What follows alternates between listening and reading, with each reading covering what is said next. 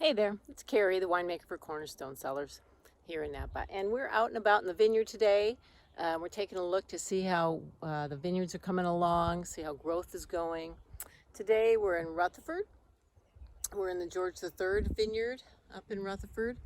And it's kind of interesting to see just how fast these vines are growing. They seem to be growing day by day. And we're just coming through flowering. So we've got, you can see on here the little bitty flowers. You see those still?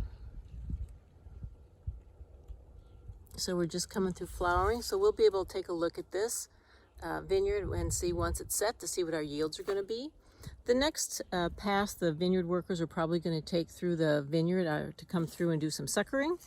And that would be taking off any of this that the vine doesn't need to produce a grape crop this year. So we'll do that. We'll pull off all that extra growth. And we'll also come out and probably start doing some leafing, and that's pulling some of the leaves away from the fruit itself so that the grapes, once they're set, the grapes will actually be able to get a little bit of sunshine, filtered sunshine, which helps them ripen. So it looks like it's going to be a pretty good vintage here. The canopy looks very consistent. We don't have any short shoots. It doesn't look like we have a lot. That's going to have to be done on another pass through the vineyard, which is always great. And it looks like we're going to have a pretty good set. We won't know until then what the yield is going to look like. It's a dry year. We've had not nearly enough rain during the winter months that we were really hoping for. So I think we're going to end up with a little bit smaller crop. We'll end up with some smaller berries.